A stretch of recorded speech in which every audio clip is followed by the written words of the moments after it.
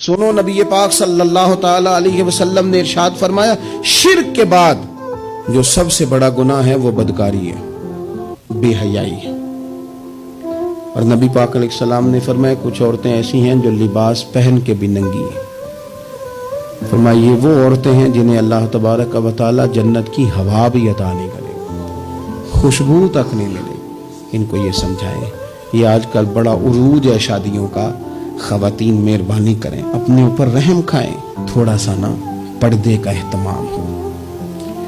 میں کوئی تنقید نہیں کرتا، طنز نہیں کرتا، چونکہ ہماری بہنیں مائیں بیٹیاں ہوتی ہیں، ہم نے انہیں سمجھانا ہے۔ ان کو ذرا سمجھائیں، ان کو یہ بتائیں کہ قیمتی چیزیں جو ہوتی ہیں وہ پردوں میں ہوتی ہیں۔ ہمارے گھر میں 20 تولے سونا پڑا ہو تو ہم نے کبھی نہیں باہر نکل کے بتایا کہ بڑا ہے، کیونکہ قیمتی ہے نا، تو پردے میں رکھا ہوا ہے۔ اس کی چابی کا بھی ہم خیال رکھتے ہیں کہ کہیں گم نہ ہو جائے۔ اسی طرح ہر کتاب کو غلاف نہیں چڑھتا، صرف قرآن پاک کو چڑھتا ہے۔ انہیں بتاؤ کہ ساری بیویاں پردہ نہیں کرتی، صرف سیدہ عائشہ صدیقہ کی کنیزیں کرتی ہیں، صرف سیدہ فاطمہ کی کنیزیں کرتی ہیں رضی اللہ تعالی عنہما۔ تھوڑا سا نا پردے کا اہتمام۔ شادی بیاہ پہ تو بالکل ہی معاملہ گڑبڑ ہے، اور پوری تیاری کر کے عورتیں معاذ اللہ آ جاتی ہیں۔ اور یہ تو روکنا ہے ان کے ورثاء نے، ان کے جو ولی ہیں۔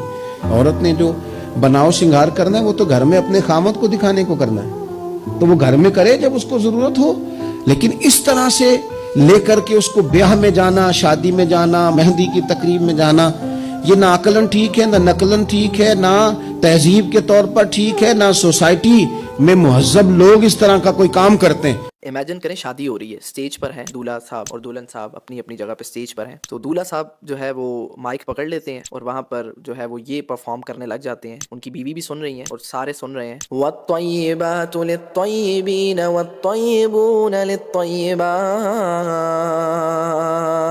کہ پاکیزہ عورتوں کے لیے پاکیزہ مرد ہیں، پاکیزہ مردوں کے لیے پاکیزہ عورتیں ہیں۔ اللہ نے فرمایا نا هُنَّ لِبَاسٌ لَكُمْ وَأَنْتُمْ لِبَاسٌ لَهُنَّ،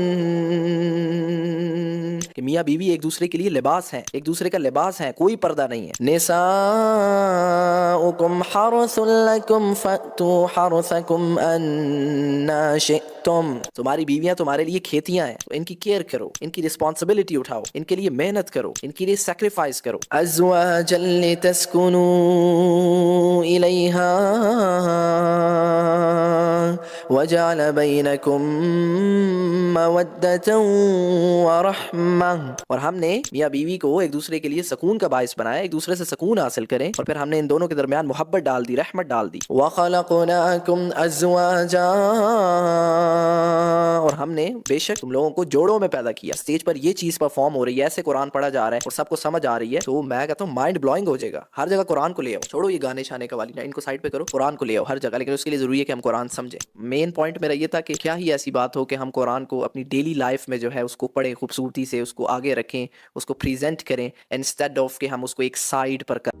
السلام علیکم۔ اگر کوئی بھی لڑکی یہ حدیث سن رہی ہے تو یہ حدیث لڑکیوں کے لیے ہے، اور اگر کوئی بھائی یہ حدیث سن رہے ہیں تو پلیز اپنی ممی، اپنی وائف، اپنی بہن، ان کے ساتھ یہ شیئر ضرور کرنا ہے، جو آپ کے قریبی ہوں ان کے ساتھ یہ شیئر ضرور کرنا، کیونکہ یہ حدیث لڑکیوں کے لیے ہے کہ اگر لڑکیاں جنت میں جانا چاہتی ہیں تو ان کو جنت میں جانے کے لیے صرف 4 کام کرنے ہیں۔ نبی پاک صلی اللہ علیہ وسلم فرماتے ہیں کہ جس عورت نے 5 وقت کی نماز پڑھی، سارے روزے رکھے اور اپنی آبرو کی حفاظت کری اور اپنے شوہر کا کہنا مانا، اس کے لیے جنت کے 8 دروازے کھول دیے جائیں گے، اور اللہ تعالیٰ اس کو کہیں گے کہ ان 8 دروازوں میں سے جس میں سے تیرا من ہو تو اس دروازے سے اندر یعنی جنت میں داخل ہو جا۔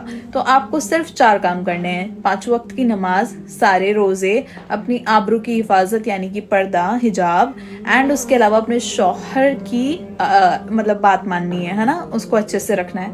تو جس عورت نے یہ 4 کام کر لیے ہے اس کے لیے 8 دروازے کھول دیے جائیں گے، اور کہا جائے گا جس دروازے سے داخل ہونا ہے جنت میں داخل ہو جا۔ تو یہ 4 کام آپ کو لائف میں ضرور ضرور ضرور کرنا ہے، تو اس کو زیادہ سے زیادہ شیئر کریں اور سب کو بتائیں۔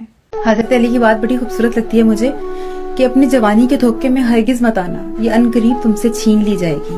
تو آج اگر آپ ینگ ہیں تو آپ کو لگ رہا ہے کہ بس یہی رہے گا، یہ فیز نہیں رہے گا، آپ بوڑھے ہو جائیں گے، آپ میں بالکل طاقت نہیں رہے گی کہ آپ زیادہ لمبے سجدے کر سکیں، اور پھر آپ کو جو قرآن کا موقع دیا گیا نا تلاوت کرنے کا، پڑھنے کا، आपके मरने के बाद आप दोबारा नहीं पढ़ सकेंगे, आप कुरान को टच नहीं कर सकेंगे। क्या रूह बेचैन नहीं होती होगी कुरान को टच करने को?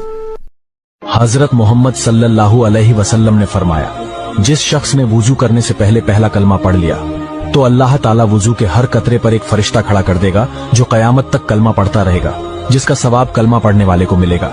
और यकीनन आप हुजूर सल्लल्लाहु अलैहि वसल्लम की हदीस को आगे शेयर करेंगे तो इसका सवाब आपको भी